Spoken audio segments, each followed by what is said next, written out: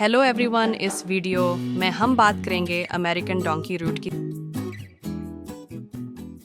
सबसे पहले अमेरिका यानी यूएसए के बारे में थोड़ा जान लेते हैं।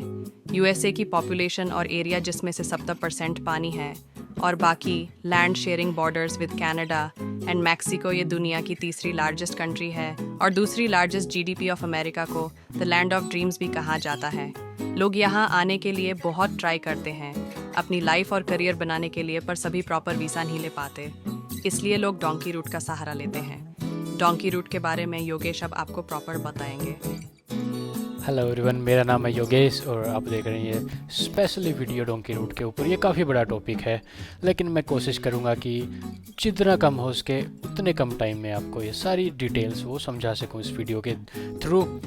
तो आइए चलते हैं। सबसे पहले बात करते हैं कि अमेरिकन डोंकी रूट इतना फेमस, इतना पॉपुलर क्यों है। इसके फैक्ट्स आपने अभी तक जान ही लिए कि इसकी पॉपुलेशन कुछ 34 करोड़ के आसपास है और एरिया 98 लाख किलोमीटर स्क्वायर। ये तीसरी सबसे बड़ी कंट्री है और जीडीपी इसकी दूसरे नंबर पे फ़िलहाल $29 ट्रिलियन। तो काफ़ी सारे फैक्टर्स हैं जो इसे बहुत ही ज़्यादा अट्रैक्टिव कंट्री बनाते हैं, जैसे कि हाई पे रेट।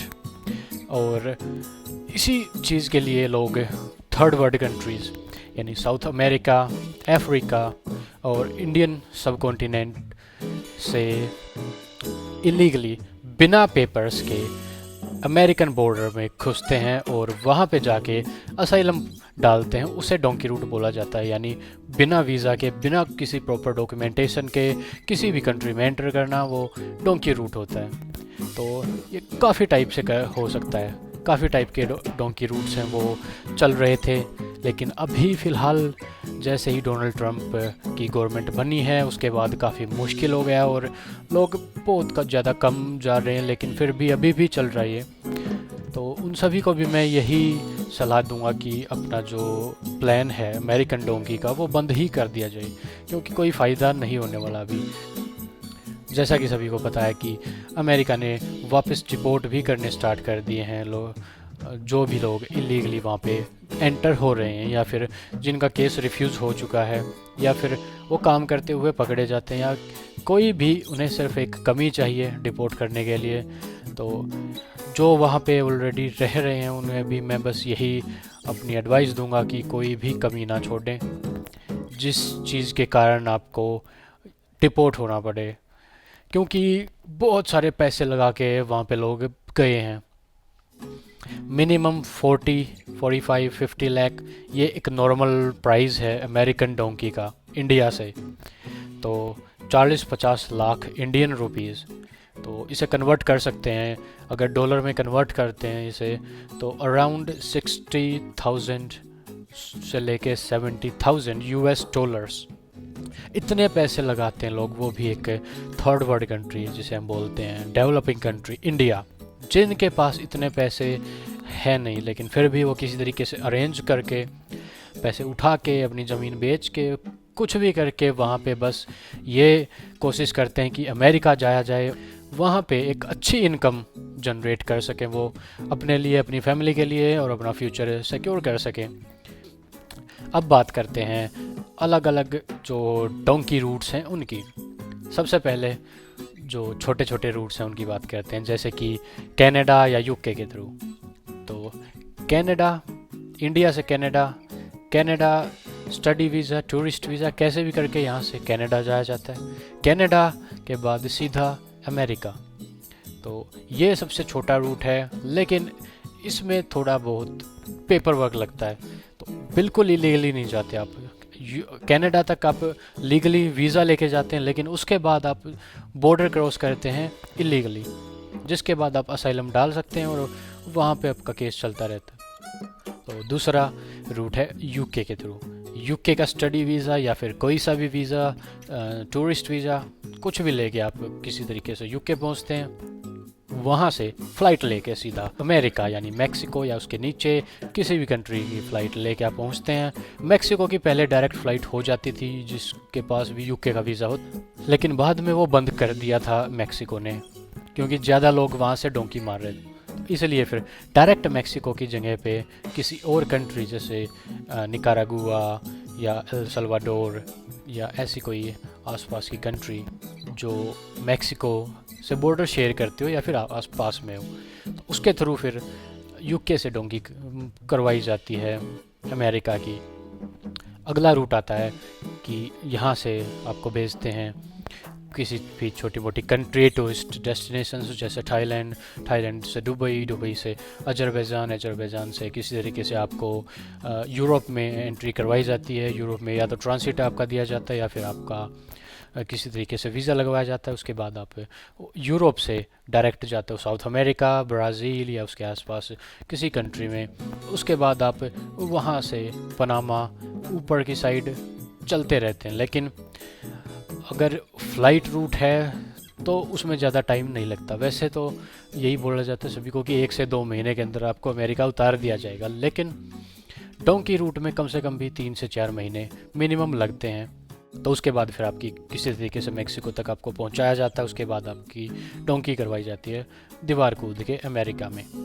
तो ये जो पार्ट है पनामा, सबसे मुश्किल, सबसे ख़तरनाक जगह है ये, क्योंकि यहाँ पे लंबा चलना पड़ता है। वहाँ पे गैंग्स हैं, वहाँ पे मिलिशिया, मतलब हर एक टाइप का ख़तरा। वहाँ पे स्नेक्स हैं, जंगल हैं, मतलब हर तरीके का ख़तरा वहाँ पे मिलता है। आदिवासी वहाँ पे मिलते हैं जो लूट लेते हैं आने जाने वालों को, स्पेशली जो भी डोंकी रूट पे जा रहे होते हैं। उसके बाद अगर किसी तरीके से मैक्सिको पहुंच जाते हैं, इस रूट पे सबसे ज़्यादा जो डेथ होती हैं वो इसी रूट पे होती हैं। ये रूट ज़्यादातर अवॉइड करते हैं लोग, लेकिन फिर भी जिनके पास पैसे कम होते हैं या फिर जिनको फंसा दिया जाता है तो उन्हें ये रूट यूज़ करना पड़ता है और कई बार अपनी लाइफ से भी हाथ धोना पड़ता है। इसके अलावा एक और जो अभी रिसेंट रूट चल रहा था वो था यहाँ से किसी तरीके से आपका वीज़ा लगवाया जाता है किसी सूरीनेम जैसी कंट्री में, जो साउथ अमेरिका में सूरीनेम, ब्राज़ील जैसी किसी कंट्री का।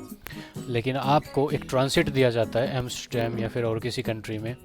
तो बजाय कि आपका डायरेक्ट वहाँ पे भेजने के, जिस कंट्री की आपकी टिकट करवाई जाती है, आपको यूरोप में कहीं पे जहाँ पे ट्रांसिट वीज़ा की रिक्वायरमेंट नहीं होती वहाँ पे स्टे करवाया जाता है आपका, और दूसरी फ़्लाइट आपकी बुक करवाई जाती है। उसके बाद आपको डायरेक्ट उतारा जाता है किसी साउथ अमेरिका की कंट्री में। वहाँ से आपकी फ़्लाइट करवा के या फिर बोट के थ्रू, पानी के थ्रू, कैसे भी आपको पहुँचाया जाता है नॉर्थ अमेरिका। और नॉर्थ अमेरिका के बाद नंबर आता है फिर मैक्सिको, मैक्सिको के बाद अमेरिका। कई बार ऐसा होता कि 1-1 साल भी लगे लोगों को अमेरिका तक पहुंचने के। अमेरिका में जैसे ही एंट्री होती है वहाँ पे आपको सरेंडर करना होता है, पुलिस आपको अरेस्ट करती है और उसके बाद आपको पुलिस स्टेशन लेके जाया जाता है, या फिर या तो आपको पुलिस स्टेशन से ही छोड़ दिया जाता है ऑन बेल, या फिर सीधा कैंप में भेजा जाता है। उसके बाद आपको किसी तरीके से बेल करवानी होती है। कई बार आपको बॉन्ड पे करना पड़ता है। बॉन्ड 3-4 लाख से स्टार्ट होकर 30-30 लाख तक आपको बॉन्ड भरना पड़ सकता है वहाँ पे। रिस्क तो है हर जगह पे, लेकिन जो आपकी डील होती है यहाँ पे इंडिया में किसी एजेंट के साथ, तो वो ये होती है कि जैसे ही आप एंट्री करते हैं तो आपको पैसे पे करने पड़ते हैं, या फिर आप पे कर चुके होते हैं और उसके बाद वो पैसे आपके वेस्ट। अगर आप चाहे 1 सेकंड बाद भी डिपोर्ट हो जाओ, किसी की भी कोई गारंटी, फिर भी लोग मानते नहीं हैं। जो डिपोर्ट हुए हैं तो उनकी भी गलती है, ये खाली एजेंट की गलती नहीं है। तो कुछ लोगों को पता होता है इस बात का, हर एक चीज़ का उनको बताया जाता है, 50% को नहीं भी बताया जाता। तो उस केस में मान लेते हैं कि चलो जिसके थ्रू भी, जिस एजेंट के थ्रू वो जाते हैं उसकी गलती है। लेकिन अगर सब कुछ पता होते हुए भी आप अगर डिपोर्ट हो रहे हैं, उसके बाद भी आप आके एलिगेशंस किसी और पे लगा रहे हैं, तो वो गलत बात है। तो वो आपका नुकसान है, वो आपको ही झेलना होगा और गवर्नमेंट इसमें कुछ नहीं कर सकती। जो लोग अभी डिपोर्ट हुए हैं वो मतलब कुछ अजीब सी मांगे कर रहे हैं कि सरकारी नौकरी वगैरह दी जाए, तो ऐसा तो मुश्किल लग रहा है कि होगा। एक अलग से मैं वीडियो ज़रूर बनाऊंगा जिसमें मैं बताऊंगा कि आपके पास क्या क्या ऑप्शंस हैं, वो भी सस्ते और अच्छी इनकम वाली जगह आप जा सकते हो अभी भी अमेरिका से किक आउट होने के बाद भी, यानी डिपोर्ट के बाद भी कहाँ पे आपका वीज़ा लग सकता है और कैसे आप एक अच्छी इनकम कमा सकते हैं। उसके लिए थोड़ा सा वेट करना होगा, लेकिन अभी सिर्फ हम बात करेंगे डोंकी रूट की। जैसा कि ट्रम्प ने अपने इलेक्शन कैंपेन में बोली थी कि मैं अगर जीतता हूं तो मैं सभी इलीगल इमिग्रेंट्स को देश से निकालूंगा, तो वैसा ही चल रहा अभी। और उम्मीद भी थी पूरी ट्रम्प के आने की, इसलिए लोग वेट भी कर रहे थे काफ़ी, और जो वेट कर रहे थे उनके लिए काफ़ी फ़ायदा हुआ। वो काफ़ी हद तक सेफ़ भी रहे। अगर वहाँ पे पैसे लगा के पहुँच भी जाते अब, तो डिपोर्ट होने के ज़्यादा चांसेस थे। अमेरिका क्यों जाते हैं लोग? सबसे बड़ा रीज़न है कि इनकम, 3 से 4 लाख मंथली इनकम। लाइफस्टाइल भी थोड़ा बहुत इम्प्रूव होता है वहाँ पे जाने के बाद। दूसरों को देख के ज़्यादा चलते हैं यहाँ पे, इसलिए अगर अगर कोई जाता है वो वहाँ पे पैसे कमा रहा है, तो कैसे कमा रहा है वो नहीं देखते। तो फिर भी लोगों को ये हो जाता है कि वो वहाँ पे जाके पैसे कमा रहा है, तो चलो वहीं पे चलते हैं। इसलिए फिर उसी भेड़ चाल के कारण लोग ज़्यादा नंबर में ये करना स्टार्ट कर देते हैं, और उसी वजह से फिर प्रॉब्लम्स तो होती ही हैं। तो इस वीडियो में मोस्टली मैंने कवर कर लिया है। बाकी अगले और कुछ वीडियोस में मैं बताऊंगा कि और क्या क्या ऑप्शंस हो सकते हैं इन लोगों के पास, या फिर और भी कुछ कोई अपडेट होगा तो उसके बारे में बात करते हैं अगले वीडियोस में। तो thank you for watching this video, और देखते रहिए द ब्रूटल फन और 7 islands visa. Thank you very much for your time.